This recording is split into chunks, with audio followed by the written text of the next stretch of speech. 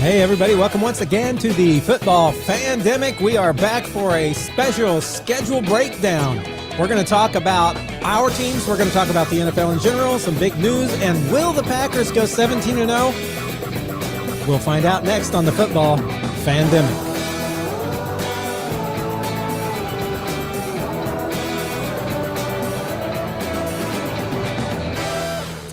Guys, I'm always so excited when we have these weeks off and we're not doing this, and then we get back on and we're here for an episode in the middle of the nothing happening. I always get so excited. I get really loud. So I may have been super loud during that intro. I don't know. But the big question today posed by one Brandon Colmark here with us. By the way, I'm Matthew Thomas here with Josh Kolodziejski and Brandon Colmark on the Football Fandemic. Sometimes I don't introduce us, and I realize that people listening on podcasts don't always get to see our lovely faces. For those of you who don't, we are streaming on YouTube. Get on and look at us. Look at us. Interact with us. You can chat, and we'll see it right in here. We can answer your questions as you pose them. Well, we can give our opinions. We may not always have the answer, but we always have opinions. But we are glad you're with us today. I was just saying Brandon Colmark was posing the question, or maybe he was posing it more as a statement. We're going to get into it in detail later, but will the Packers go 17-0? Well, that's part of our schedule breakdown we're going to do. But before we even get to that, we're going to hit some of the big news that's going on in the NFL around. And again, Josh has most of these headlines, but I'm going to start today with the biggest that has been out now for a while for Colts fans and pretty big for the NFL in general, and that is that Colts owner Jim Irsay passed away. And I don't have it here in front of me, but I believe he was 65. That's correct, yeah. When I'm not going to lie, when I heard that, or when this came, the tweet or whatever came through the day of, I looked at my phone, not expecting this at all, and I was kind of caught off guard, and I thought to myself, man, 65 seems young in our day and age, for especially somebody who has all the money they need for medical care and, to take care of themselves. And I realized, he had some stuff he struggled with because of his time, playing football and having injuries that then the pain medication, the addiction to opioids, and, that was a whole thing that he had to deal with, and he was never shy about that. That was always kind of out. He put that out in the open to, and then not long ago they started this big campaign, Kick the Stigma, and really got on board with that, and that's something that I think will continue. But it was a sad day. By this time, you've been on lots of social media, and you've heard everybody talk about Jim Irsay, and you see Reggie Wayne being so tearfully talking about who Jim Irsay was and how it's just the guys that are in the wide receiver room don't know him, and they just don't know what kind of guy he was, but they need to play their butts off for him this year in honor of him and all this stuff. And Tony Dungy and Peyton Manning and Tom Brady, everybody has gotten on and said some stuff about Jim Irsay, and it's good to hear because there are a lot of fans even now in the comment section. You'll get these fans who are very insensitive and rude and just bring back up his struggles and say, oh, he's a trash owner and all this kind of stuff. I, for one, loved having Jim Irsay as an owner, and I know he had troubles, and I know he sometimes said things that you're like, why are you saying this? When he said we're going to win multiple Super Bowls in the next few years. I forget if that was with Andrew Luck when he said that, but when I think he may have even said it was maybe after Andrew Luck, and that's a little more questionable. And so, even with stuff like that, I loved having Jim Irsay as an owner. He was a guy who cared about fans. He cared about the city. He cared about the sport. He was not afraid to step up and call out Dan Snyder's of the world and to call out people who needed to be called out, to speak up in competition meetings. He was a voice that was good in the room. And so I think that'll be missed. I was telling the guys on here, I think it's been pretty much decided that his daughters are the ones that are going to take over. And specifically his, I don't know if she's the eldest, but Carly Irsay Gordon is going to be doing the running of the team. And she's for the, there was health scares about a year and a half ago. Since that time, you've seen her, and I know this has been out on social media too. You've seen her on the sidelines with a clipboard standing beside Shane, watching doing the day-to-day. She's in the locker room often when they're doing the speech at the end. And she has been in all the places. I think she has been being groomed for this with the preparation for this. And I don't know if Kaylin, I don't know which is youngest, oldest, whatever. I think Kaylin is also going to be heavily involved with the team, with players, with the kick the stigma thing, with the publicity of the team toward the community sort of side of things. And I don't know if Casey, I think it's Casey or say Foyt. I think she married in with a racing family, and I know that like they had a big deal with the race recently, and kind of the joining of those two families together to remember Jim Irsay. But I think the three daughters are going to do this, and I think it's going to be in good hands, and I think that. Carly is going to surround herself with people that know what they're doing. I love that her dad, Jim, was in place as everything in the organization from ball boy up through what every part of that organization before he became the youngest owner or whatever it was. I don't know if it was the youngest owner. It was the youngest GM and then like an owner in like the sole owner in '97, just before Peyton Manning and Tony Dungy and all them came in. He brought them in, and he's had a big impact on like what the culture of this team is and what he's looking for. So I'm interested to see how that goes on. And I know the big question on a lot of people's minds are Ballard and Shane Steichen are on a hot seat this year, going into, it's been 8 years with Ballard that we have, going into year 9, no playoffs. Or did we make the playoffs barely one year? I can't remember. But Philip Rivers. Yeah. No playoff wins, right? We got in the playoffs. We didn't win that. Anyway, with the Phillips last throw. Right. I remember and his Hail Mary. So there's been like, okay, they're on the hot seat for sure if things don't change. And because of that, there's been a little bit of a change in how free agency was attacked and kind of the more we need to get some winning now going on. And some people saying, okay, well, with Irsay gone, do they, does that seat cool off for them? And I don't think Carly is going to be a pushover. Just what I've seen of her. I think if anything, they have to like really show, okay, we're going to be the ones. I think they're still on a hot seat. Now, I have always loved Ballard. And yeah, sometimes I feel like he didn't address situations that he needed to, but I also feel like he didn't cave to this like instant reaction kind of get a free agent or draft somebody just because like everybody in the world thinks he should. I've loved kind of what he's done for a lot of it. Has he always been great? No, he doesn't hit on every position. He has some positions he hits on really well, and that's not cornerbacks. That's not secondary. That's linebackers, right? That's linemen. But I've liked him a lot. But I do see that something has to give. And I liked Frank Reich a lot when he came in, and I realized at some point he wasn't what the team needed. And when they let him go, I loved Frank Reich as a person, but I recognized it was time to let him go. I loved when we got Shane Steichen because as far as all of the candidates that were out there, I felt like this guy can do it. He hasn't. And there's part of me that's like, is he the right guy? And so if we get to the end of this year and it's the same as it's been last couple of years, I think I could be like, okay, yeah, we gotta move on. But I'm really hoping some things change, as every team, every fan for a team does. And now I've talked for like a solid 10 minutes probably without giving you guys a chance to even break in. So I'm going to kind of hush for a moment here on the Jim Irsay thing and see if there's anything you guys want to say about that before we move on to other news.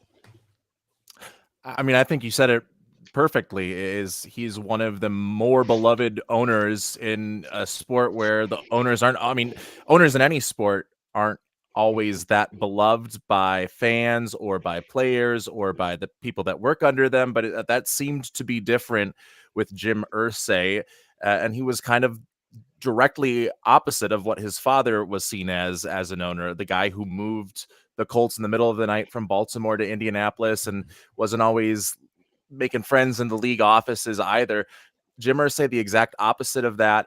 And yeah, it's tough when you have someone that is that beloved and has been that important to the football culture of not only Indianapolis, but also like the NFL. I mean, leading the charge against Dan Snyder, getting him out with all of his problems at Washington, and really being the first owner to speak publicly about needing Dan Snyder to be out of the league. That was Jim Irsay that did all of that. And I mean, he's, like you mentioned, brought in Peyton Manning when it could have been Peyton Manning, Ryan Leaf.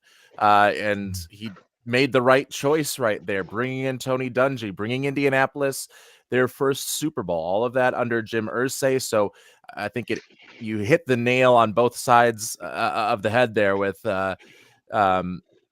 him being a great football owner and him being a great person as an owner as well. Yeah. Real quick, you just inspired me to do this, and hopefully this doesn't take a lot of time. But you said he was one of the owners that was known in a league where not everybody is loved, and I got to thinking, not even every owner is that well known. I mean, I think there are some that come readily to mind. As I said that, I just The McCaskies. Well, I was thinking Kraft and Jerry Jones and but then I thought, let's see, without looking on the internet, don't get on your internet. Let's go through the divisions and see how many owners we can name. Let's start with NFC North. Okay, so Green Bay, lots of Right people, here. including Right here. Brandon Colmark. Brandon Colmark. Yep. We'll start with My him wife, because he's in the my room. wife as well. Right? His wife as well as an owner, and so we know the owners of Green Bay. Who is the majority owner? No one. No There is one no the majority. No majority. So it's just all of you guys are the owners. Okay. Chicago Bears was McCaskey's. It still is, but they just recently had the main person. What was her name? Virginia. Yeah. She passed away as well, right? And so, And it went to her descendants, which is still the McCaskies. right. So somewhat like we're doing here in India. Yep. Okay. So Detroit, Ford family. Is it? Someone I think Ford, so. right? I'll feel confirm like it that still one. is. It's not the Little Caesars guy, right? He owns a couple of the teams in Detroit, but I'm not. I don't think he is. No. I thought he was wanting to. Yes, be it's with the still Broncos. the Ford family. Sheila is the current owner. Yeah, someone in the Ford family. Yes. And that was another case of descendants, sort of thing. And then, who did I miss? The Vikings. The It's Vikings. Mark and Ziggy Wilf. Wilf, yes. and I only know that he looks like an old man. I don't really know much about him besides that. So he is an old man. Yeah, I don't know it. Yeah. Yeah, it's two brothers, Mark and then Ziggy. So yeah. maybe this is maybe I'm thinking of was their father the owner before them? Maybe they're not the old man I'm thinking of. Maybe it's not an old man at all. He does look, or Ziggy looks old. He's got the glasses and the funky hair. His brother looks a little bit younger than he does, though.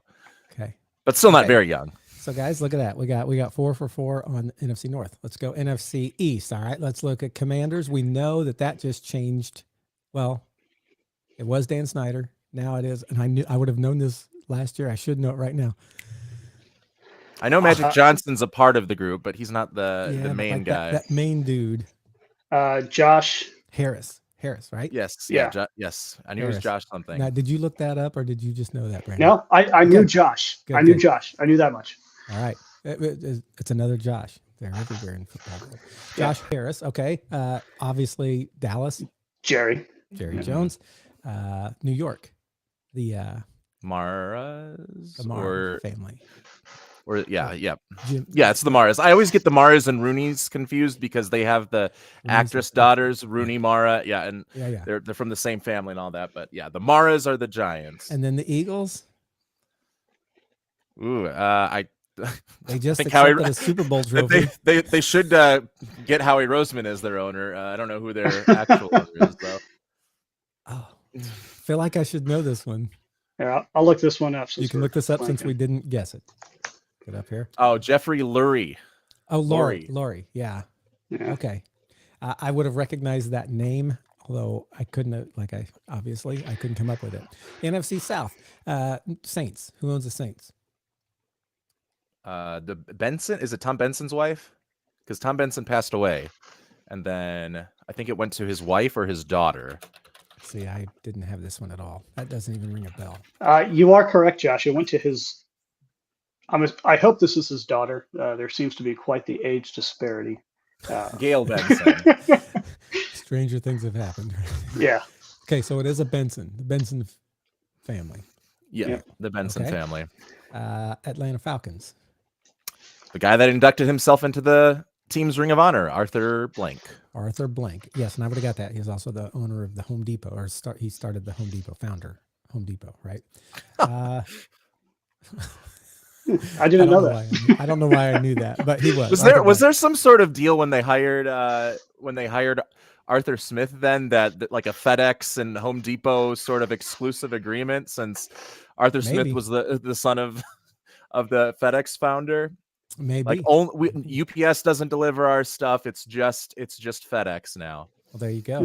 That very well could have happened. You know how those things work. But yeah, Arthur Blank was the Home Depot guy, which is where he made all his money. Carolina Panthers. It's what's his face now? I know this one. Tepper. Yeah, who's not David very Tepper. patient. It seems like. Yeah. He just bought it like a couple years ago. So he was new. I can't remember who the dude was before him, but I do know Tepper.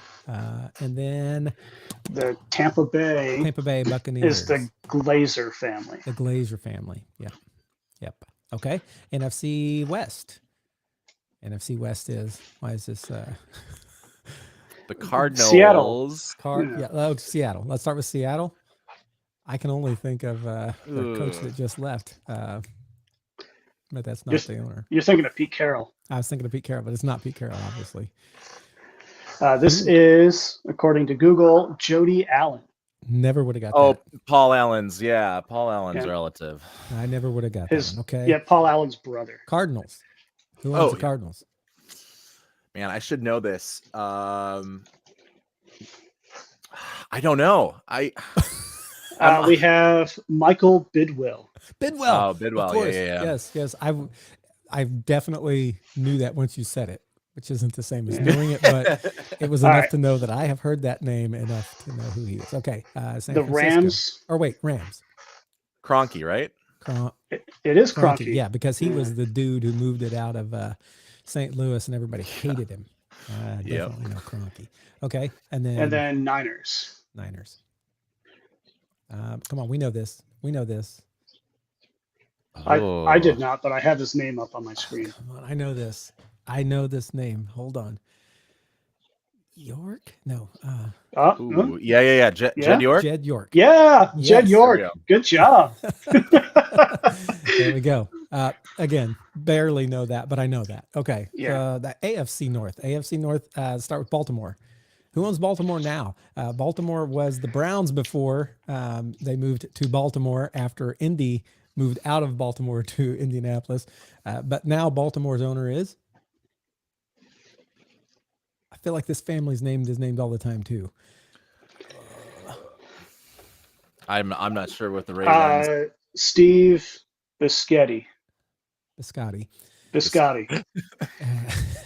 Sorry, we got pasta on the mind. Yeah, it's like my sister when she was young. Instead of spaghetti, she would say biscotti. Yeah, biscotti. Okay, Pittsburgh. The Roonies. Yeah. Yep. Roonies. Okay. The Browns. It's the gas station guy. Yeah, Jimmy Haslam. Yep. And who's our fourth one? And there? Bengals. Oh, Brown. Paul Brown. Mike Brown. But Paul Brown was the. Yeah, I think Paul Brown's been gone for a little bit now. A couple of years. But the Brown family. So, okay, we did that. AFC East. New England Patriots is Kraft. Miami Dolphins. A bunch of celebrities have stakes in it. I feel like that's true too. It's like several like people. Like Serena Williams has a stake in it. Venus, like there's a ton. The primary owner is Stephen Ross. Stephen Ross, yeah. I would not have got that one. Stephen with a PH. Sorry, Stephen with a PH. I did not know you were the owner. Jets. This is Johnson & Johnson people. Yeah. What's the first name? Woody Johnson. Woody Johnson. Yeah. And then the Bills. Man, I don't know. They seem like another team that should be owned publicly. Like, I don't know if it's just like the smaller metro. No, I don't think. I think the Packers are the only one that are. But the only professional sports team. Period. Yeah. But like some of them, like Miami, even though there's that one guy, there's like several people, and then some it's like all in the family, like Ursay, the Colts. That's like a sole ownership. Terry Pegula is the Bills owner. Never would have got that. Terry Yeah. Pegula. I don't even think I remember hearing his name. That If dude it must wasn't not for ever Google, I want to speak get up most of these. in league Yeah. owner meetings because they never report on him. Yeah. Okay. AFC South, Houston Texans. Let's start with the Colts. Ursays. We've already talked about Yeah. that now. Carly Ursay, well, the Ursay daughters. So, Texans. Used to be McNair? It was Bob McNair. McNair. Bob McNair. Yeah. All right. Which now it's not him. He died, but still in the McNair family. Yeah, Can't I even think get so. that out. Tennessee Titans. That's a girl now, a daughter, I think. Amy Adams. Not Amy Adams. That's the actress. That's Amy Stroud. Oh, sorry. That's her middle name. Strunk. Strunk. Amy Adams Strunk. Amy Adams Strunk. You're right. It is. It's like the actress Amy Adams, but Strunk. That's right. Oh, look, no. It was the Adams family that owns it. Her last name is hyphenated. So yes. Yeah. And that Adams was Bud Strunk. Adams before, right? The dad. Yes. Yeah, Bud Adams, Bud and then it Adams. went to Kenneth Adams, Barclay Adams, and Amy Adams Strunk. She's one of as far as female owners, like the Ford family was a female owner. She still is. Yeah, she was one of the first, and then like the older, and then the McCaskies, and then anyway, yeah. So one more, Jags. Shad Khan. Shad Khan, yes, the dude with the big mustache who's trying to get him in London all the time. You know that guy. AFC East. West. Yeah, West. Chiefs. Clark Hunt, Lamar Hunt, Clark Hunt. No, yeah. Clark Hunt. Yeah. Lamar Hunt is the So the Hunt family. Okay. Raiders. Tom Brady's one of them. Oh yeah, Al Davis. Mark Al Davis. Mark Davis. The bowl cut dude. Mark Davis. Yep. That haircut. I can't believe he can't afford a better. He can't get a good haircut. That is just crazy. And yeah, Matt LaFleur has a guy wants. come to his office every Friday to cut his hair. Like I know in Vegas they have barbers. I know in Vegas. Yeah, He is purposely making that decision. Like this is a conscious choice that he is making to have his hair like that, and I have that haircut. no idea why. But more power to him. More power to him. Okay, so we got Raiders. Chargers. Chargers.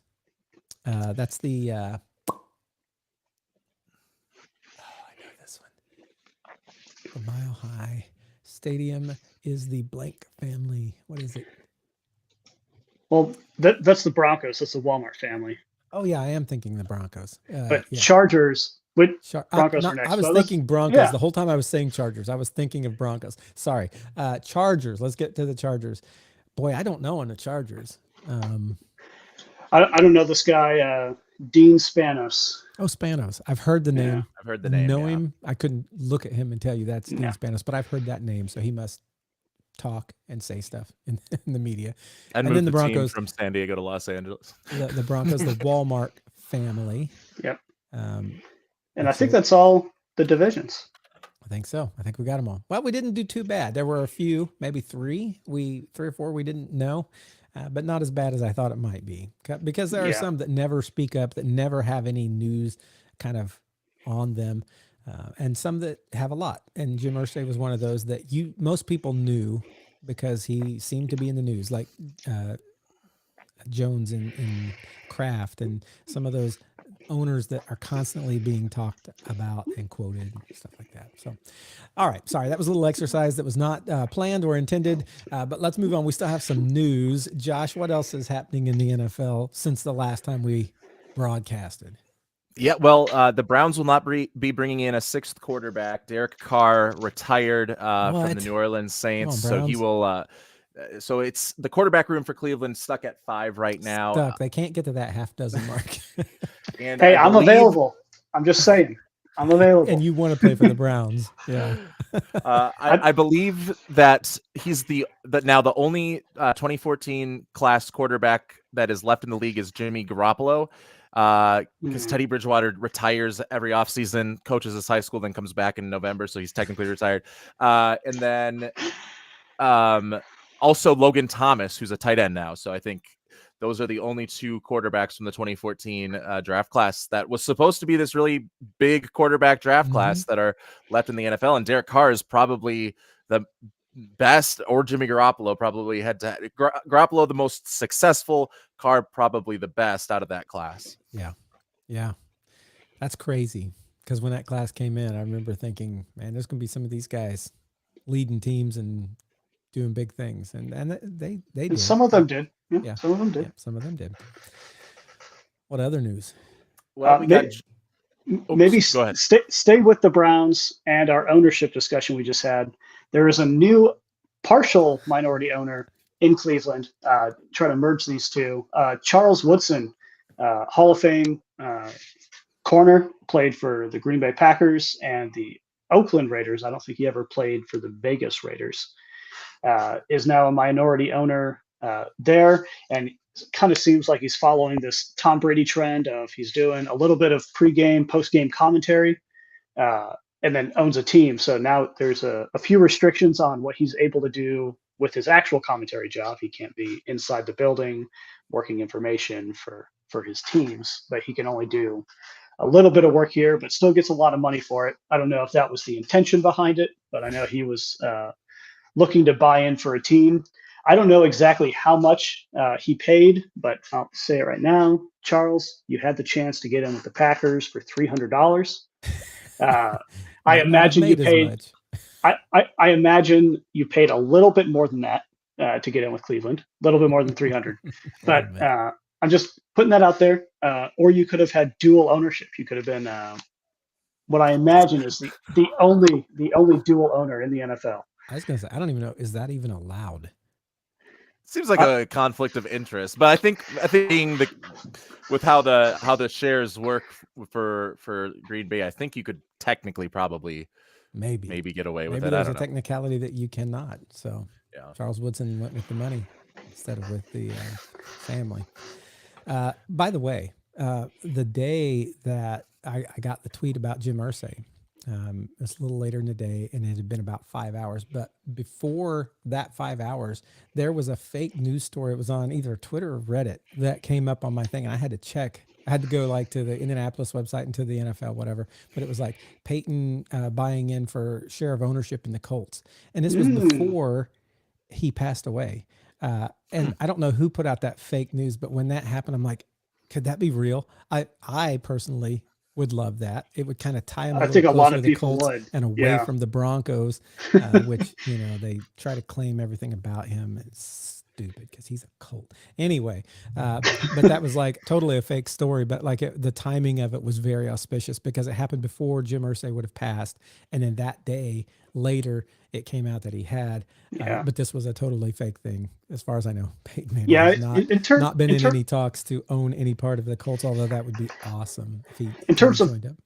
In terms of Peyton, I'm not sure. He probably does have interest in some sort of team ownership. I imagine that's going to be a big tick moving forward. For Peyton, I think he has his eyes more on replacing Roger Goodell. That's what I was saying. When he is finished. If you want to be the commissioner, because that's correct. And I think Peyton would be, in the grand scheme of all things football, better served as NFL commissioner than minority owner of the team. Thing is, the commissioner is the guy that everybody hates, who shields the owners from the public by. But it's hard to hate Peyton. I know that's the thing. Would he want to do that with kind of what typically comes with being the commissioner? And having to basically, you say all the bad news and you take the brunt of all of the hate so that the owners can kind of do what the owners do. Has there ever been an NFL player commissioner? Well, I don't think so. I mean, maybe. Didn't Roger Goodell play a little bit at some point? Tagliabue was before him, and I don't remember him ever playing. But... No current NFL commissioner has ever played in the NFL. Okay, so no. Brandon did say that I agree. It is hard to hate Peyton Manning, but it is becoming easier every time I see the Painting Manning commercial. I like that one better than whatever. There's like 2 or 3. What was the other one? I can't even remember it because it was so not my favorite thing. him doing Oh, math. is all the jingles with the country singer? Yeah, that with one, Nationwide. Yeah. Nationwide. Before that was the Cut That Meat. That was a good one. I tell you who I easily hate, and that is Patrick Greg Mahomes Olson. and those State Farm commercials. And not to hit close to home, but Aaron Rodgers and those State Farm commercials, and Clay Matthews and those State Farm commercials. I tell you what, I hate the State Farm commercials, and everybody who participates in them. So, It's just because it's not Peyton Manning. It's a bias. We understand, Matthew. well, We understand. I don't know. Yeah, I there's think if other Peyton there's Manning did those, I would you like also hate them. Nationwide insurance, so Yep. No, I you don't wanna really support- love Nationwide either. But yeah. Any other news? Any other big news? George Pickens traded from the Steelers to the Cowboys. So Aaron Rodgers pulling some strings before he's officially signed with Pittsburgh, and getting George Pickens out of the state of Pennsylvania. So Or the you still Commonwealth think- Commonwealth you still of think Pennsylvania. he'll be there, Aaron Rodgers? I do. June Yeah, 1st I mean- is Sunday. That's when, like, the after June 1st thing. Now, I think is, and I don't think this is a big secret, he's basically saying, I don't want to do training camp. So let's just kind of think about this for a while. Let's just think about this. Let's see. I'm narrowing my options. Okay, the OTAs are over. All right, I'll sign with you. I mean, that's what Brett Favre basically did for his last two or three seasons with the Vikings and Jets. Is he didn't really want to do training camp, and so he'd go back. His last season, he was actually like on the fence about retiring or not because of all the injuries that he had taken. But the season before, like it was pretty clear that he was going to. The couple seasons before, it was pretty clear that he was going to come back, and just didn't want to be there on August 1st. Wanted to be there on August 20th or whatever. So Aaron Rodgers following in the footsteps of his mentor. Again. Yeah, same when he was in Green Bay. Brett Favre, that is. Also not wanting to do Packers training camp, and also similar to Tom Brady when he was in Tampa Bay. I want to say this. Has sentiment for a quarterback ever fallen and changed so much as with Aaron Rodgers? Now, maybe you could say Tom Brady did the flip and flip back, right? He was like loved when he came in as the 199th pick and like started winning, and everybody was like, man, Tom Brady. And then it came to the point where everybody like hates Tom Brady. And that's kind of where Patrick Mahomes is. You know, he was like, oh, Patrick Mahomes. Yay. Now everybody hates Patrick. Well, I say everybody because I do, but I think there's still some people who love him. But then Tom Brady made that kind of rare bounce back where he moved to Tampa Bay and, you know, won a Super Bowl there, and then kind of got out and doing other stuff. And people are like, yeah, Tom Brady, he's, that goodwill came back. Aaron Rodgers had that goodwill.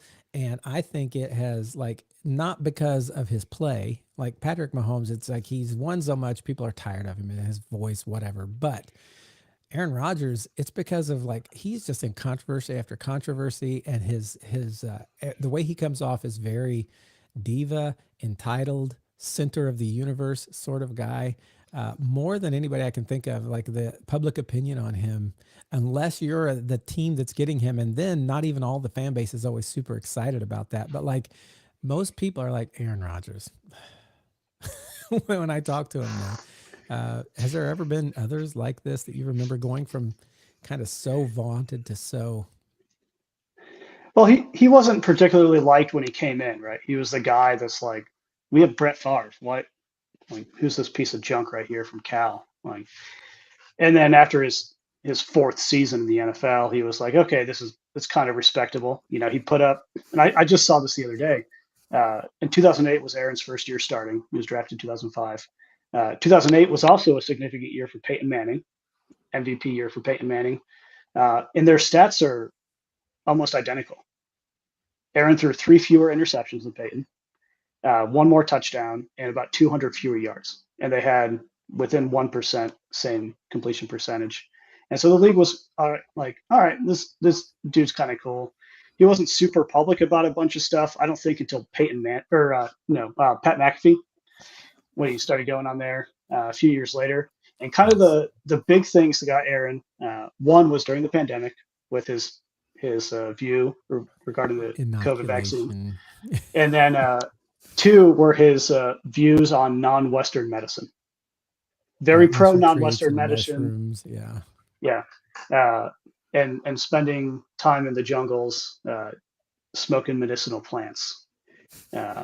for hallucinations to tell him where he needs to go. I mean, But those are now- kind of the two big But things. by now, he's come out as like, I don't want to say conspiracy theorist extraordinaire, but like there's a lot of things that he's like, I don't know He's about that. definitely a been on- conspiracy theorist. He's been Yeah, on the I Joe mean, Rogan show.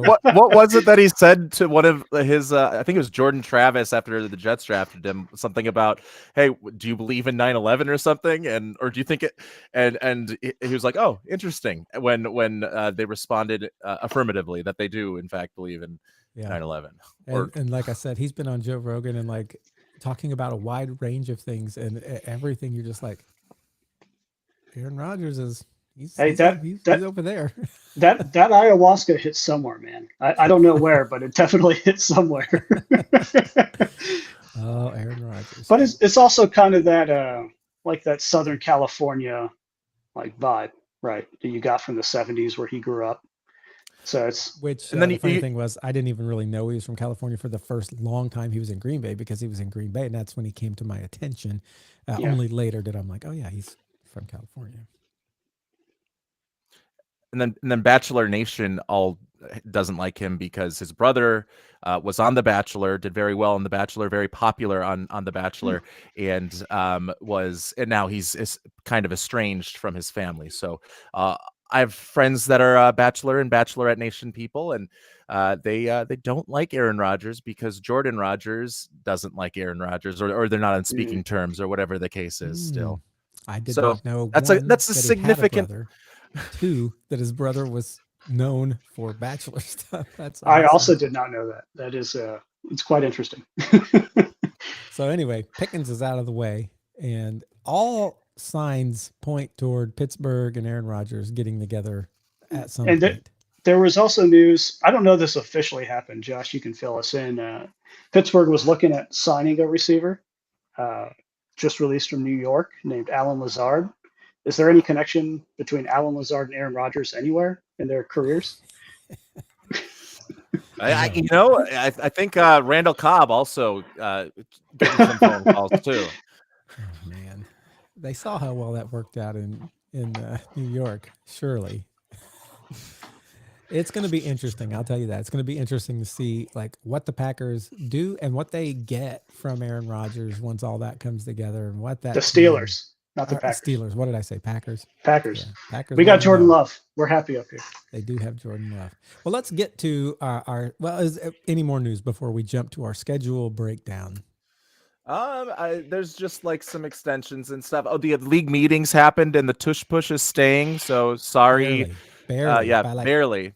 2-4 votes, something like that. Three, both the Yeah, the Packers and Vikings both they voted to ban it. I'm not sure which way the Colts voted to ban it also, I think. Yes, 22 to 10 was the vote, and I think you needed 25 votes to have it pass. Yeah, you needed like 3/4, I think. So the tush push is staying for at least another year, and then NFL players are going to be allowed to play flag football in the Olympics in 2028. The flag football quarterback of the American team is not happy about it. He wasn't happy about it when it first started being brought up in conversations a couple of years ago. He was very vocal against it, and he has stayed vocal even now. So do you think we will see a lot of NFL players go to the Olympics, or do they're kind of two different sports. They're the same sport, but like there's a little bit more trickery that goes on in flag football, because they can just rush you right away, and so you need to be able to, you don't have an offensive line, so you got to be able to move around the pocket and know when they're coming exactly, and find different ways to get the ball to your quarterback with good protection. Do you think a lot of these players that are currently on the flag football team, the United States flag football team, do you think a lot of them will retain their jobs, or do you think the NFL is going to overtake? I've go ahead. Two thoughts here. One is, yes, I think NFL players are going to be playing on that. Now, I'm not overly thrilled about the idea of this just being like more or less, for lack of verbiage, an NFL all-star team just to go and kind of like what the NBA does, kind of like what they used to do with hockey. And then we got this movie out of hockey when United States beat Russia in the Olympics, one of the great sports movies of all time. I don't think that's going to be this sort of situation. I do think we're going to see NFL players. Quarterback will likely be an NFL player. I can't say for certain who, because there's still a lot of years between now and then. I'd love to say like Lamar Jackson or Josh Allen would be awesome in that quarterback position. I think Or maybe, Kyler Murray seems like he's like suited for it with his stature and his oh yeah, toddler running style. yeah, yeah. Kyler Murray's already the same height as like CPAs from Germany, so he's all set. But I do think we're going to see NFL players. I have a few things that would be fun to see, like a return of the Joe Burrow LSU offense. So you get Joe Burrow at quarterback. You have Justin Jefferson and Jamar Chase at receiver. Clyde Edwards-Helaire as their running back. I mean, that would be fun to see. I imagine that there's going to be more complaints coming out of the flag football community saying, "Hey, this is our sport. They have their sport. We need to be respected in ours." And to that, I'd say, all right, well, let's put an NFL team against a flag football team.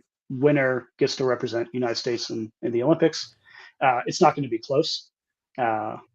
Or the NFL might try to use this as like a Pro Bowl sort of thing postseason. Here's what I say.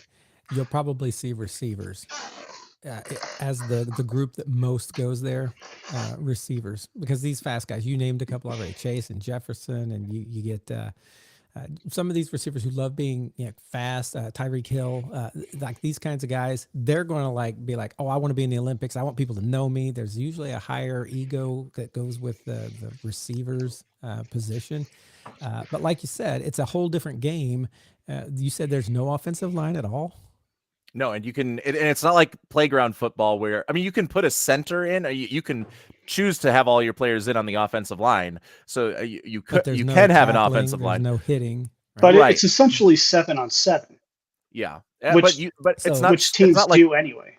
It's not like 1 apple, 2 apple, 3. It's like, oh, as soon as the ball is snapped, you can start rushing the quarterback. So a lot of teams will have 2 quarterbacks, like one that can take the snap and make a quick decision, or he can throw it over on a lateral to a guy on the opposite side of the field. So like Kyler Murray could take the snap, throw it over to Lamar Jackson, who's behind him, and then Lamar Jackson has been reading the field, has a cleaner pocket, and can throw it to, a wide open Justin Jefferson or whatever. So there are a lot of like kind of complexities that do in fact separate it from football. But I mean, a lot of the mechanics, especially like you said, Matthew, for the receivers are going to be pretty much the same.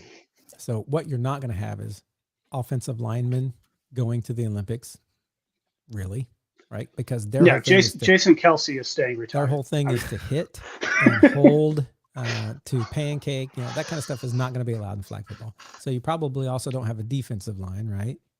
Correct. You have some rushers. So you might have an edge rusher who wants to get in there, but again, it's going to be a different skill set because you're not going to be like, doing the exact same moves to get to the quarterback. Are there kickers? Are there punters? I don't think so. All this. So who are you going to get in flag football? You're going to get all the diva receivers, and you're going to get a couple quarterbacks who like to run and show off. And yeah, I 100% think that the flag football world is going to be against this. And I think it's just going to be a way for America to say, hey, look at our awesome, I feel like it's a bad deal. And I, for one, don't really care to watch it. It might be, hey, look at this. Our receivers are just doing crazy stuff and being awesome, kind of like when it's going to look like the Pro Bowl is what it's going to look like. Yeah. Just guys out there jogging, catching balls, scoring all the time. Right. Yeah. And they'll do more because they could win a gold medal. And I think they would want to add that to their, I won a gold medal in the Olympics. I represent America. You'll have that. I feel like it's a bad deal for the flag football people. And we're not sure who gets the ultimate call here for that, because I assume that there's a U.S. flag football organization that makes the call. Like for basketball, it's the USA Basketball Organization, but since it's the exact same sport, it just happens to be all the NBA players. Same thing for hockey. For flag football, these are 2 different entrenched organizations. Are they going to be willing to choose teams that are filled with NFL players. And is the NFL going to pressure them to do so, or are they going to pressure themselves because of the marketability of the sport that to be able to do so? There's a lot of questions there, but I think they're going to be the ones that ultimately decide. I don't think Roger Goodell is the one making that decision directly, unless he's putting some pressure somehow on the league. Right. And there's also outside of the NFL, the XFL, and what's the other league that AFL? XFL merged with?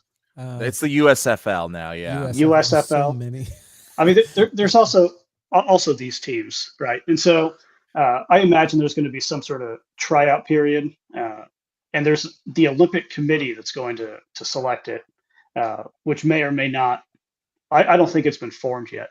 I just think to pick these players, but of the Olympics is amateur.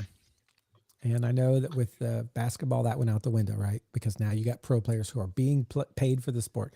But in the past, up until, I guess hockey now allows pro players, from what you guys are saying. I did not know that. But before, the Olympics had always been like amateur athletes who are like at the top of their game, and I like that.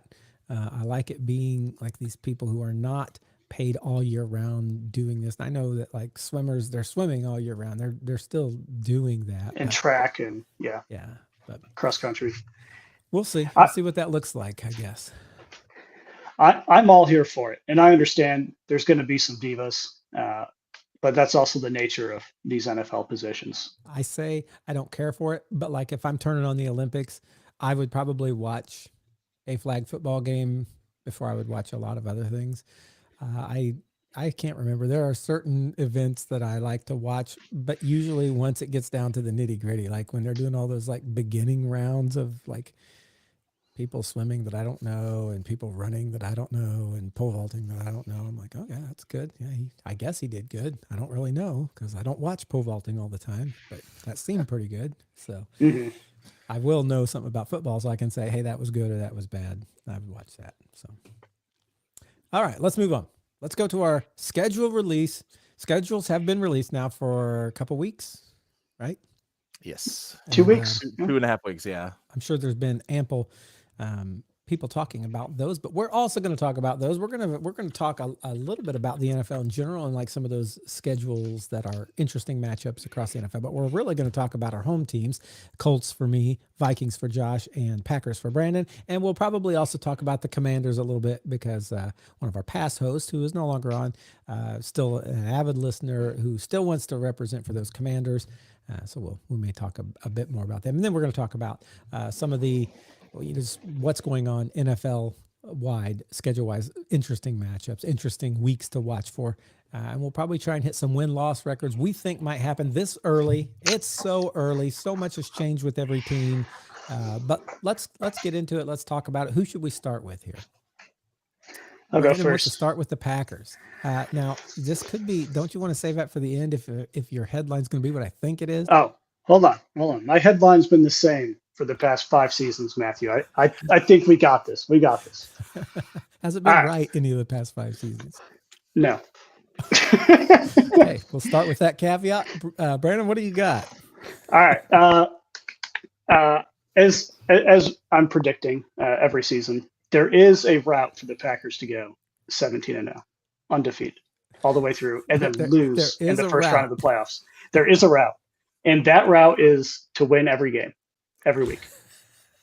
Now, when I look at this schedule, based on where the Packers are now compared to their opponents, there are going to be some close games. I'm thinking games, divisional games against the Lions twice, against the Vikings twice, and we always play the Bears hard. So that's going to be 6 games right there that I don't think any one of them are going to be particularly a blowout. All 4 teams are geared up pretty strong this offseason. Outside of division, week 2, Washington Commanders at Lambeau, Thursday Night Football. That is going to be a tough game. I have full confidence in Daniels to be all over that field, running and passing. They've only added to what they have. They've only added. And so this is going to be more of a test for Jeff Halfley and his defense coming off of Week 1 Detroit, also at Lambeau. Also a tough one. Also a tough one.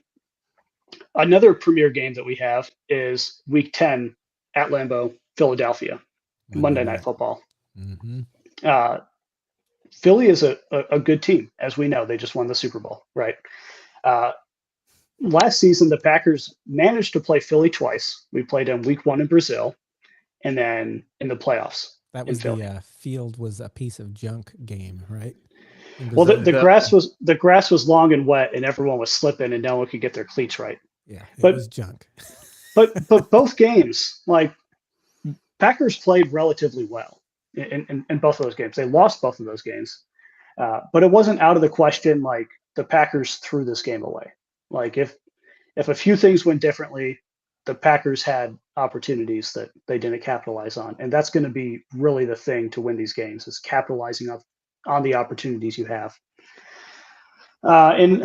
And then we have at the end of the season, Week 17, also at Lambeau, TBD on the date and everything. The Baltimore Ravens. Derrick Henry coming in the winter to Lambeau. That's like bread and butter. What the Packers like to do with AJ Dillon, who's now a Philadelphia Eagle. Just plow over people when it's cold and miserable is what you want to do in those situations. And then when you're done plowing over people, let Lamar Jackson run the ball. If Lamar Jackson doesn't want to run, let Lamar Jackson throw the ball. So those are the ones I'm mostly concerned about. Now, there's my favorite thing is you just named I don't know 5 or 6 games that I very much see you guys possibly losing. Possibly, but those are the only things that would get in our way. All of those being a win. But there's a chance. They haven't happened yet. Stuff happens during the season, right? It's true. Maybe the Packers, for the first time ever, stay healthy all season. Maybe the other teams are injured. It's part of the nature of the game. But there is a path to 17-0, and those are the obstacles. Now, I think that's the same path every team has, right? Hey, it depends how you frame it, Matthew. Depends how you frame it, right? Now there's a couple games I want people to put asterisks by. And this all revolves around Aaron Rodgers. The first one, if he was still in New York, people don't look at this schedule as much because it doesn't really matter. It's really just for the final 53. August 9th at Lambeau, the Jets are in town. And I think we're also doing some practices with the Jets, which means Justin Fields is returning to Lambeau Field. That'll be a fun time, not Aaron Rodgers. Now, Week 8 in Pittsburgh for Sunday Night Football, the Packers are playing in Pittsburgh. Depending what happens with Aaron Rodgers, allegedly he's going to sign at some point where he doesn't need to show up with the Steelers. And then that would be probably the first and maybe only time Aaron Rodgers has the chance to play against the Packers, assuming he doesn't like tear something on the 4th snap of Week 1 after carrying out that American flag, heavy burden. So potentially an Aaron Rodgers matchup there.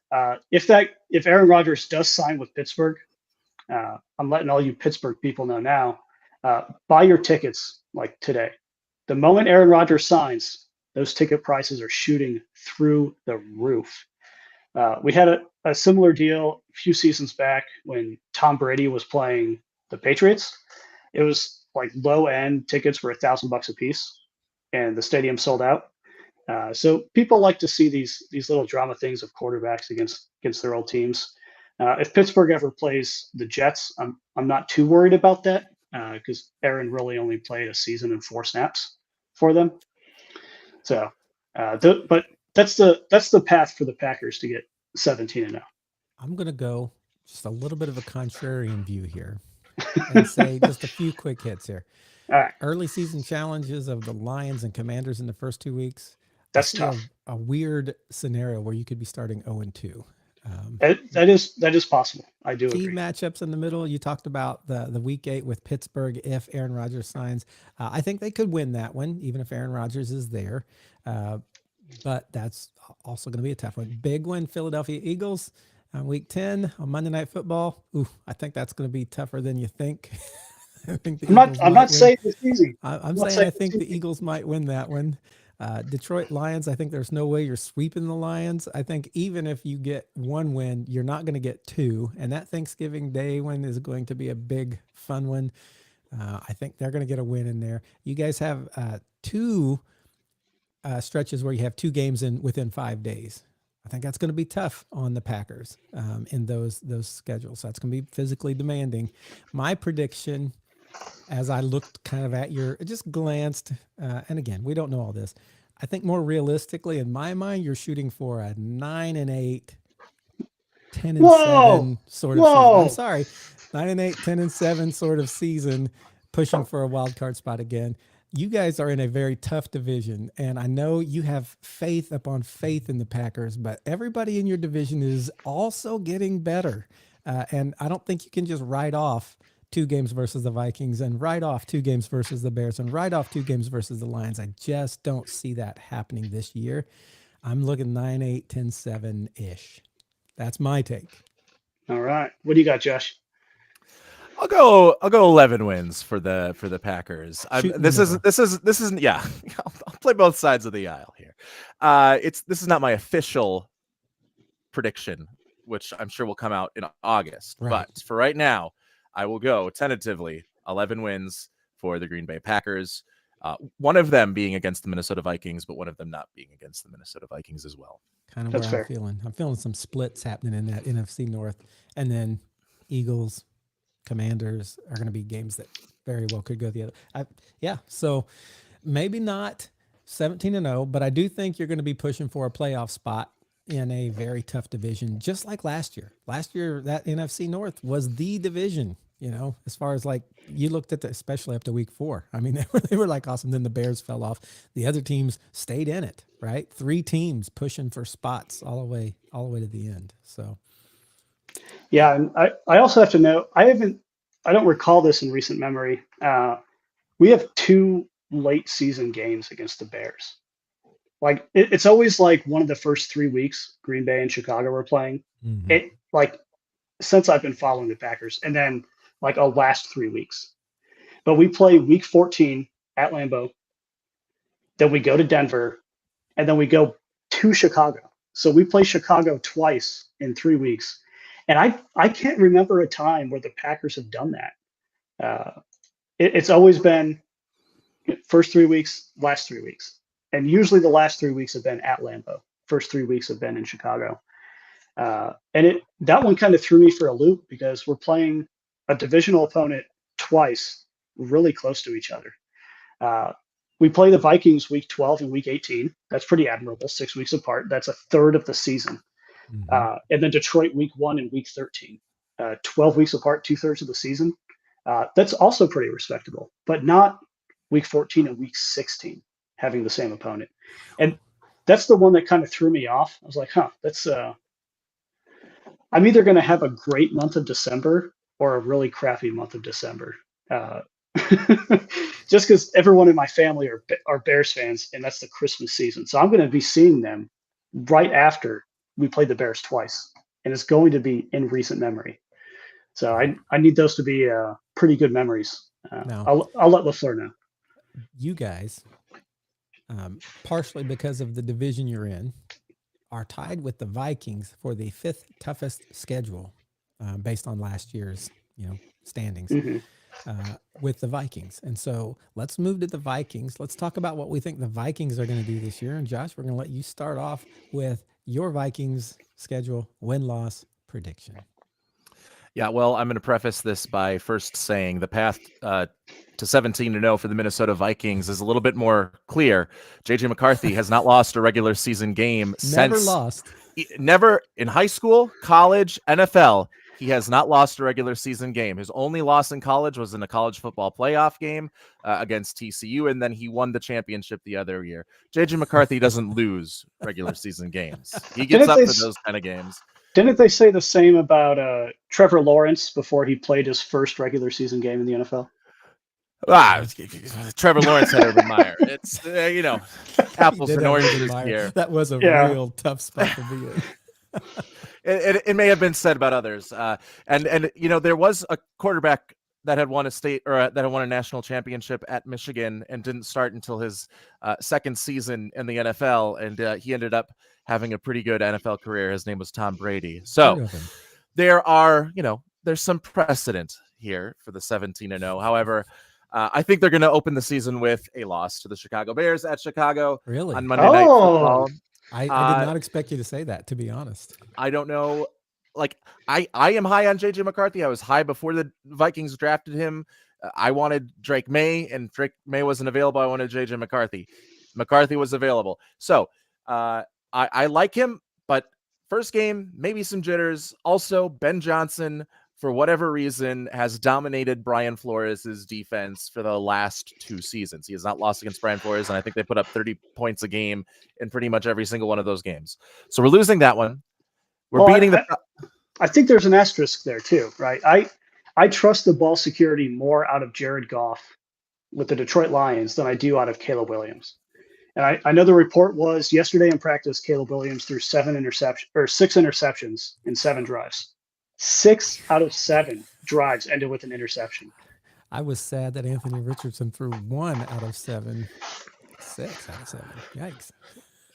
Caleb Williams did say he wanted to be a Minnesota Viking in the upcoming book that they have coming out about him, where he also said he didn't want to go to the Chicago Bears. So I'm going to say, bygones be bygones. Caleb Williams, we respect you for this game, and I still like Caleb Williams to have a really good season, and I think he will outdo us at Soldier Field. We do play the Atlanta Falcons, and at first we're going to all point and laugh at Kirk Cousins sitting on the bench with a clipboard before the game, and then we're going to beat Michael Penix and the rest of the team. We're going to go up against the early season Bengals. That's a win because the early season Bengals are always bad. So they're going to start like 2-4 and finish the season 10-7. But we win that one. Then we go overseas to Dublin, and we have 2 road games in a row that are overseas. In fact, that's crazy. And we have never the NFL's lost. Trying this. Yeah. We have never lost overseas. So we are going to beat Aaron Rodgers in the Isles once again in Dublin this time. And then we get to go over to England, which is less of a travel than it is from Minnesota to Green Bay. And we get to spend a whole week there. The Browns are not spending a whole week there. They have to come, a couple days later. We've gotten used to the jet lag. They haven't. We have the advantage. It's still a road game for us. And it's the Browns, and we win that one as well. Eagles, we lose. Chargers, it's going to be a fun one. JJ McCarthy versus his old head coach, Jim Harbaugh. McCarthy gets the win there. We lose the first game against the Detroit Lions, but hold on. It's because it's at Detroit. I think the Lions are going to be good. I don't think they're going to be as good without Ben Johnson. I don't think they still have the elite offensive line, but the play calling from Ben Johnson made them go from great to nearly perfect on offense through most of the season. I think they downgrade just to great, and I think we can match up with them a little bit better, but I think we lose that one. So that's 3 of our losses so far. We lose to the Ravens at home, unfortunately. We beat the Bears the second time. We beat the Packers the first time. I know it's at Lambeau, but last year was an aberration. We just happened to always win the first game against the Packers, and then the Packers come and win that second game. We beat the Seahawks. We show the world that Sam Darnold was only a product of Kevin O'Connell's system. We beat the Washington Commanders. Sorry, Josh Hopt. A little bit of a step back this season for Jaden Daniels. Not a big step back, but a little bit of a step back. So we beat the Commanders. We beat the Cowboys. George Pickens throws a fit in Dallas about something as he's being locked up by Isaiah Rodgers all game in our cover 4 match system, our quarters match, our palm coverage. Then we beat the Giants. We beat the Lions, and then we lose to the Green Bay Packers, and we finish the season 12-5, ladies and gentlemen, the NFC North division winners, your Minnesota Vikings. So what did you say your record was? I'm sorry. 12-5. And Packers 11-6. Slightly behind. I believe I am going a little lower. I'll go ahead and go next and let Brandon wrap this one up. I believe I'm going a little lower. Again, maybe I'm just doing too much of this, but I think with first of all, you guys have what, 7 primetime games? I mean, they are definitely up for some JJ McCarthy in primetime. They want Yes. everybody to see who he is and what he's about. I think he will be a good quarterback for you guys, but I think he's still a rookie.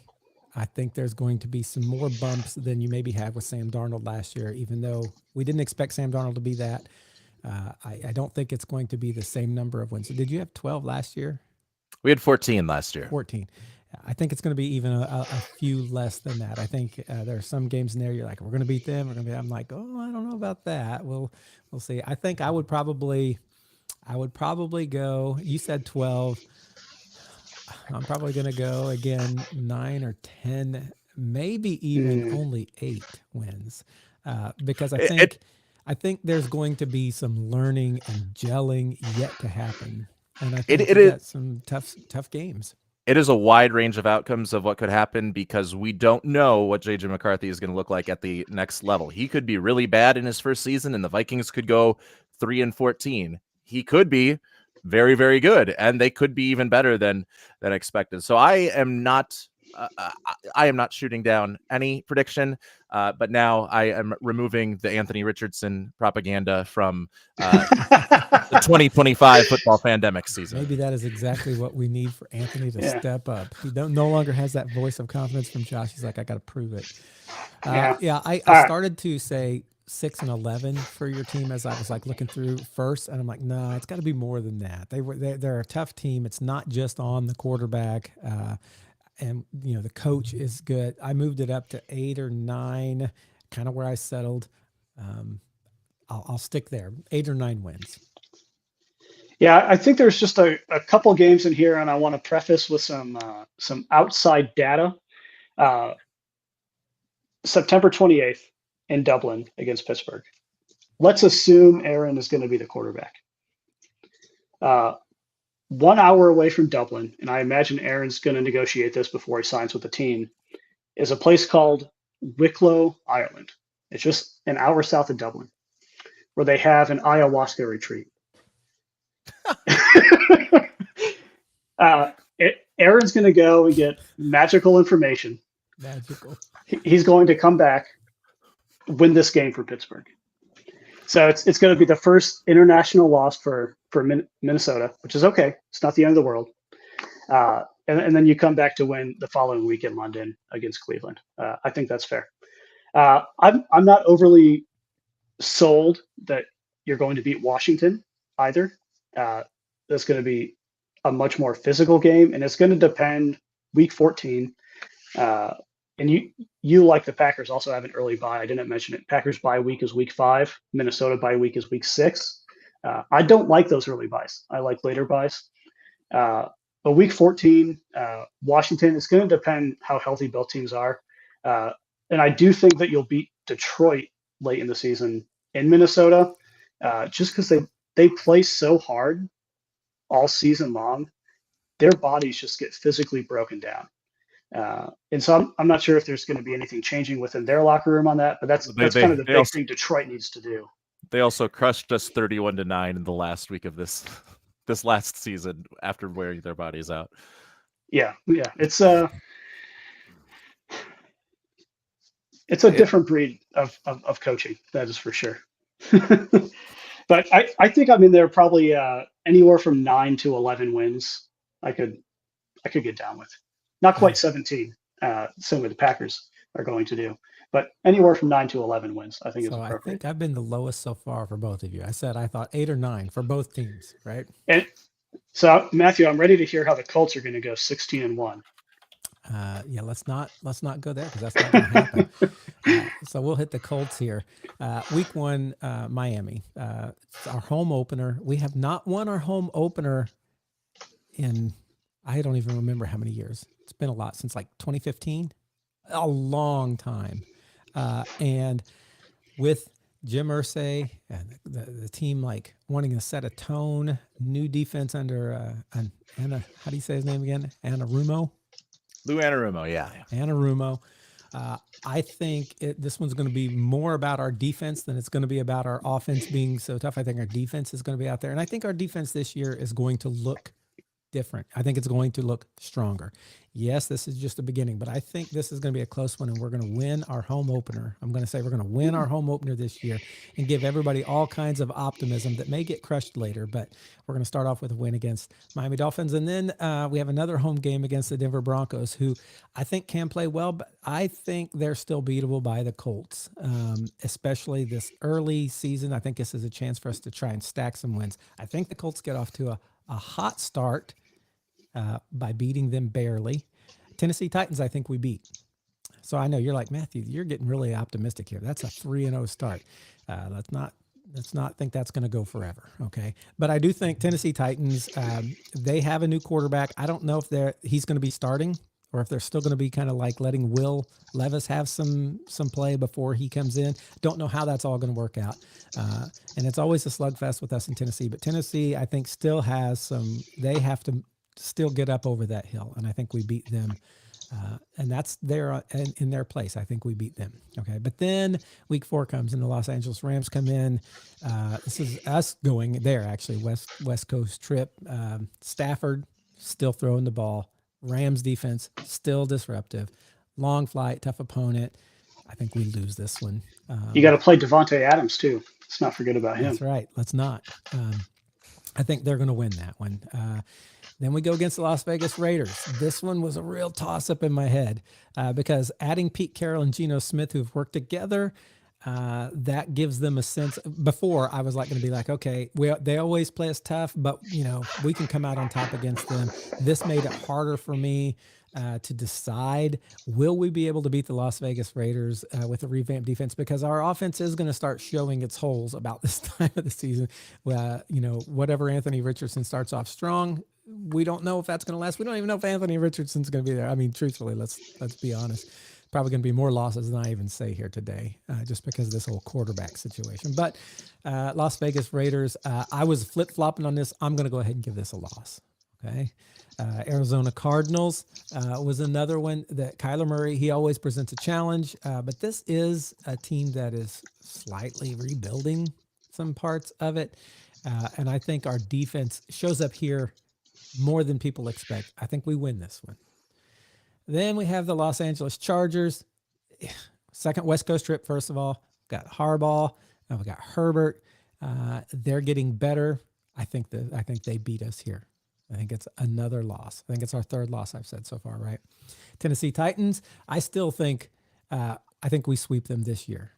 I'm not going to say that about any of the other AFC South teams, but I do think we sweep the Tennessee Titans this year. I do think they're making moves to get on the rise, but right now, just because they picked this dude, number 1, Drake, what's his name? Cam Ward. Cam Ward. Just because they picked him number 1 overall in a quarterback class that nobody was thrilled about. Yeah, we'll see. We'll see how he adjusts to the NFL, but I do think it's going to be an adjustment. I think we sweep them this year. This one is at home for us, and this game sometimes determines at this point in the season who has the upper hand in the AFC South. I think we're really pushing for that as hard as we can, so I think we win that one. Pittsburgh Steelers. Aaron Rodgers. He's lost some pieces as far as like receivers. I don't know who he's going to be. I know, like with Green Bay, there's that whole playing against his home team. I just don't know how good I think the Steelers are going to be with Aaron Rodgers, but I do know this: Mike Tomlin is not one to be trifled with. And so I think this is going to be a really tough game. It all is going to come down to what's going on with our quarterback, which I do not know. So I'm going to go ahead and give this one a loss. Let's just say it's a loss. Okay. This could be one that wins, but what is that now? 5 losses? I think so. Yeah. Okay. That's not good so far. Falcons. This one's in Germany.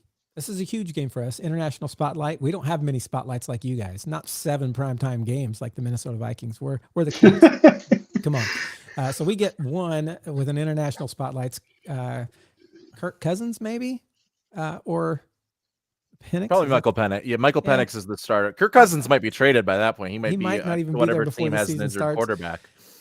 Travel implications for both, but Germany. We've had a tie to Germany. We've had German players. I think we win this one. I think we pull out a win strictly on adrenaline and goodwill of the audience there in Germany. Then we thankfully get a bye week. Then we come to the Kansas City Chiefs. I hate the Kansas City Chiefs, but we're in Arrowhead. It is Mahomes. Tough test on the schedule, maybe our toughest. Sometimes we've had their number. It's funny how many times like they're beating everybody and somehow the Colts beat them. I don't think that happens this time. I think, unfortunately, we prove that they are better than us here, and we lose in week 12. Houston Texans. So we have a home game against the Texans, and I think the Texans are probably going to be a split for us. I think we win this one, I'm going to say. Even though we usually play great in the Texans stadium, or we had in the past, especially when we had T.Y. Hilton. But I think this year it's the home game that we have Stroud and Richardson, maybe Jones. I think it'll be fun if we have Stroud and Richardson. This will probably be the first time they've actually met, right? They met. They met were they both playing? in week 1 last year, where Anthony Richardson had that insane throw to Alec Pierce. Pierce In that game, though? Richardson? I guess they did go against each other, though. Yeah, at least that first one, because okay, but I think Lucas Oil's going to be rocking. I think we get the win over the Houston Texans here, and everybody is like starting to think maybe we can win this AFC South. Next week against the Jacksonville Jaguars, I think we somehow get brought back down to earth because there's the curse against the Jacksonville Jaguars that somehow, even when they're the junkiest team in the league with no wins or one win, they beat us. And I think somehow when we go to Jacksonville, and we haven't won in Jacksonville in a decade, Trevor Lawrence and that Jags team going to be fighting for something. I don't even know what they're fighting for. I don't know how good they're going to be, but I think they're going to beat us here, and we're going to lose again. Seattle Seahawks. This is a tough one. I was back and forth on this one too. It's another cross country. It's a tough road environment. Sam Darnold. I'm going to go with a win on this one. I'm going to go with somehow we win on this one. Okay. That I could be swayed on that one, but there's a few that I've had a coin toss. I've given a loss. I'm going to give this one a win. San Francisco. I don't even think this is a coin toss. I think somehow they're just going to beat us hard. Prime time. Is that Sunday Night Football? This is Monday night. This is Monday night. We have that international game that's always like 9:00 in the morning or whatever. That's a spotlight, but that's not a prime time. Okay. This is our one primetime game, and the one place where we could show the nation who we are. We're going to lose to the 49ers. They're going to come in and they're going to make a statement on us, and everybody's going to be like, yeah, that's the Colts. But we're secretly kind of doing okay there. Jacksonville Jaguars, I think the home game, I'm going to give the split. I'm going to say we win this one, and this could be the thing that decides the AFC South for us by this point. Houston Texans in week 18. I said I was going to split, so this one is the one I take the loss on. And so I wasn't even paying attention to what my record was there. I didn't write it down. How many did I say we were going to lose? I think you have either 7 or 8. Yeah, I think either 7 or 8 wins is where we fall this year. I think we're pushing for a playoff spot, surprisingly, just because the AFC South is once again not great. We are not the NFC North where everybody's doing awesome. And so I think maybe if we have 8 wins, maybe if we sneak in one of those flips and it becomes a 9, I think our work against the AFC South and a few other teams, we might win and get in the playoffs as the 4th seed with a really bad record. But I think it's going to be like 7, 8, 9 wins at the top. I did not put me above you guys. And especially with the fact of our quarterback situation, unless Anthony Richardson really steps up and takes a step forward, I don't have confidence in Daniel Jones to be great. I know some people are trying to trick themselves and convince themselves that, man, we got him and he's actually better than people think he is. I don't. And so I do think he's better than people think he is, but I don't think he's like the Indiana Jones savior of the Indianapolis Colts. Indiana Jones. Right. Oh, I got to put up with that all year. Indiana Jones. But my hope is that Anthony Richardson can step up. And the thing that gives me some positivity is if he can just barely get better. We've got a great offensive. I mean, Taylor backed up by the dude we got from Chicago. What was his name? Running back. Well, you got DJ Giddens in the draft, and then Giddens. That's what I was going to say. Giddens, I think people don't really know what he's going to be able to be when he comes in to spell Jonathan Taylor. I think all three of those running backs are going to be good. And then we got Alec Pierce. Michael Pittman, Alec Pierce, Josh Downs, and then Adone, if he can like start to catch some stuff. And then we got this new tight end and Tyler Warren. And then, we have some other guys in there. But that's Coleman Owen, undrafted. Coleman Owen, Owen, which I don't even know. But I mean, he survived. He survived rookie minicamp. He's still on the roster. So still there. That's our update on Coleman Owen. That's our Coleman Owen. You got Coleman Owen plus those 5 weapons plus the 3 running backs. All whichever quarterback gets in has to do is be a little bit good, and that's a pretty potent offense. It can be a pretty potent offense. And what really makes me optimistic is I think with the Travarius Ward, Cam Bynum. Cam Bynum. I couldn't think of his last name. With those two, with the guys we picked up in the draft on defense that I think are going to be a little bit better than people expect, with Leitu Leatu being in his second year, getting that defensive line stronger, getting the secondary stronger. I think our defense is going to move up significantly from what it's been under Gus Bradley. I hated Gus Bradley's way he did defense. I think it's going to be better. And so with that potent offense, and with the rising defense, our quarterback is the biggest question, but that's the biggest question on any sports team in the NFL. So it's possible that we win more than 7-8.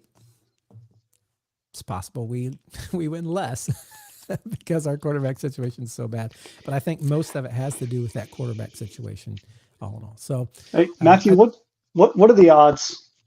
You tank, you win 2 games, and you go for Manning. Yeah. If we tank, I wholeheartedly expect that. I mean, if we win 2 games, I think everybody's going to be off the Anthony Richardson train. They're going to say 3 years we tried, freak athlete, just not mentally there, not able to do it. And we've had lots of those in the NFL, right? People that you had high hopes in that just never panned out.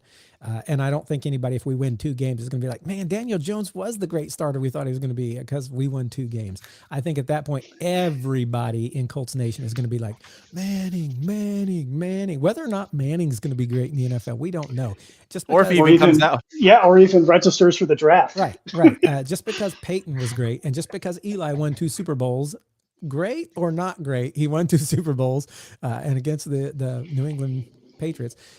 That does not mean Arch Manning is going to be the success. Now, would everybody be yelling for him? Absolutely.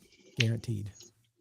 So. And then they'll end up with Lenoris Sellers from South Carolina, who's Anthony Richardson 2.0 at this point in his college career, just with more experience throwing in college. The other thing is that if we win 2 games, Ballard's probably gone. Steichen's probably gone. You got a new GM who has a different drafting mentality. He might not be going for those freak athletes. He may be completely the opposite of that because that's what teams usually do when like one thing didn't work. They're like, let's go the opposite. And so they may pick a GM who is not looking for the freak athlete, but looking for something else. And same with the coach. So really quick, let's just speed run the Commander schedule. Yep. I'll read it off. Yep. Opens at home against the Giants. I think they beat the Giants. Win. 2 Lambeau Field. Loss. I already said I think they're going to win this one, so I got to stick with that. They host the Raiders. I think it's a win. Win. 2 Atlanta. Win. I'm going to go loss. Loss? All right. Okay. I think James Pierce is going to, 2 the Chargers. I think it's a tough one. Loss. Hosting Chicago. Win. And how many times do you think the Hail Mary is going to be replayed in the week leading up to this game? At least, let's say 1. Yeah. About 1,000. 1,000,000 times. Yeah. Every news network is going to cover it. All right. At Dallas. Loss. At Kansas City. Loss. We're at 4-4 right now. I am. I'm at 5-3. Yeah. Hosting Seattle. Win. Hosting Detroit. Win. Okay. Win. I'm going to say loss here. I did right. not expect them to win in that playoff game, and I think Detroit is going to be so angry and hyped up for that game. I'm calling that a Detroit game. All right. Going pretty far away in Madrid against Miami. Ooh, loss. Right. I think there's too much speed for Washington's secondary to keep up with. I'm going to also go loss on this one because I think it'll be like a little unexpected. So All right. And then they get a bye week, and then they host Denver. Win. Easy. Bo Win. Nix. Easy, Bo Nix. To Minneapolis. Loss. I'll go loss with this one also. I think, yeah. To MetLife against the Giants. Win. Hosting Philly. Loss. Christmas Day hosting Dallas. This is a big Dallas day. I'm going to go win. I'm going to go loss. All right. And finishing out the season in Philly. Loss. So I've got them going 9-8. What did you get them going, Josh? 8-9. All right. Well, Josh Hop is not going to be too happy with us. He's not. But did you notice that, like, at least for me, I said every one of our home teams is going to have about 8 wins, 9 wins. 7, there 8, we go. 9 is where I've hit. It's not promising. Now I hope some of us break out and we do better than we expect. And at the end, we're like, Matthew, you were such an idiot. That is my hope. My hope and my dream. I think the bar for Matthew is over under 500. He's just right there consistent at 500 with all of us. I'm trying to be really grounded at this time of year because I know at this time of year is typically when I'm like the hope springs eternal. Everybody's going to be 17-0 like Brandon is right now. JJ McCarthy was JJ McCarthy first OTA, 15 of 17 for 6 touchdowns, according to the reporters that were there. So no interceptions. It's already better than Caleb Williams is looking like right now. There we go. Yeah.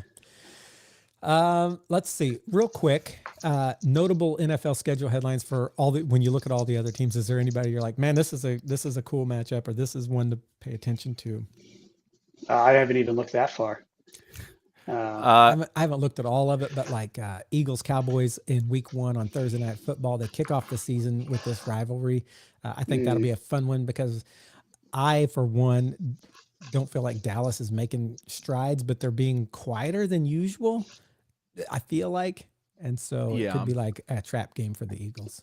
I think the Cowboys are going to be better this year, and the only question is they still didn't address running back. So, I mean, they have Javonte Williams, who averages like 3.5 yards per carry behind a good Denver offensive line throughout his career. So we're also doing a week 1 Friday night game. I see. Yeah, Thursday, Friday. Oh, it's back in Brazil. Okay. Yeah. And that is Kansas City and the Chargers. Yeah, and that should be a fun game. I'd love for the Chargers to win that. But this is not the first game in Brazil because we had one last year, right? Correct. Packers, Eagles were the first game, right, in Brazil.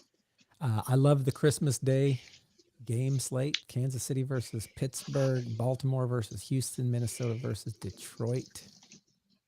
Yeah, it's going to ruin all the holidays are ruined now for me because now Christmas. All of those are on Netflix. All 3 of those are on Netflix. The first time Netflix will exclusively stream games on Christmas Day. That's crazy. Yeah. The Christmas Day games all only on Netflix. Man, I don't have Netflix. So that month I'm going to have to get it. Or like, a week before that. See if there's a free trial or something. Yeah, something. Man, they keep trying to get me to come back. And they ask me all the time. And I keep saying, forget it, Netflix. All right. I'm looking here. Week 2, it looks like it's Eagles and Chiefs. Super Bowl rematch. Okay. Here's some stuff I got. Easiest schedule this year, San Francisco 49ers, if you can believe that. They have the easiest schedule. That's a huge advantage for a team that usually is a Super Bowl contender. I know. Oh, yeah. Did we cover Brock Purdy's contract? Oh, no. Yeah. Yeah, he got extended. Brock Purdy got paid. Mr. Irrelevant got paid a lot, right? Yeah. 200 and is it something. 55? 255 million? 53, 253 maybe. Yeah. So, Uh, and he's got the easiest schedule coming up. Hardest schedule. Anybody know who that is? New York Probably someone from the Giants. NFC North. Oh, really? New York Giants. Oh boy. Giants. Crazily enough, young QB, young wide receiver, toughest schedule. Most games versus 2024 playoff teams. Eagles and Lions both have 11 games against teams that made the playoffs last year. So brutal for both of them, may mean something. Travel miles, always something to Gonna be keep an tough eye schedules. on. And this year we got a lot of these international games. Oh shoot! It's an East Coast team, right? I think I saw this. Let me think here. I you know what? I didn't write down who had the most. I just have that the Vikings have back to back. So I feel like maybe they have the most travel miles this year. Well, they don't have to But they go don't travel overseas back. the second time. Right. They just go. Yeah, they just go stay, from Dublin, come back. or they go to ayahuasca and then to London, Yeah. depending on what they want to do. So I don't know who has the most off the top of my head. How about the revenge games we already talked about, right? Possibly the Pittsburgh versus Green Bay. What other revenge games could we have? Well, so I asked the Google AI that it automatically gives you what you want. And it says, watch out, week 3, return of LSU Stars with Bengals and Vikings. Week 4 could be an early indicator of AFC playoff seedings with the Ravens and Chiefs. Week 9 will be Chiefs and Bills. That's always a classic. Yeah, that one. Week 11 is Lions Eagles, and they're saying that could be a potential preview to the NFC Championship game. And week 17 is the Ravens and Packers that could be crucial for playoff seedings in both the AFC and NFC. Yeah. Here's some primetime powerhouses. The Chiefs and the Vikings have 7 primetime games apiece. Oh boy.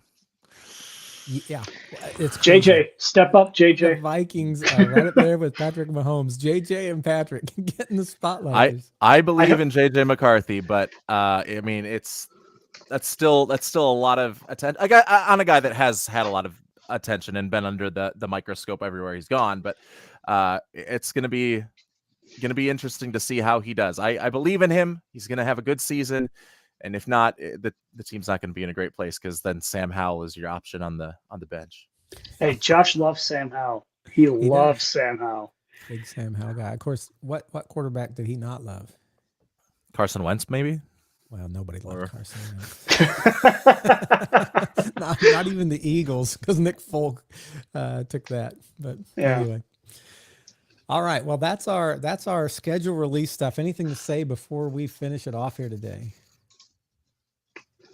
I got nothing. I think we've said it all. It's going to be a great, wild bunch of matchups this year. We hope that it is as exciting as we say and better than my predictions for all of our home teams. Hey, thanks for joining us here on the Football Fandemic. We don't know when exactly we'll be back, but we'll let you know. Watch for us. See y'all later. Bye now.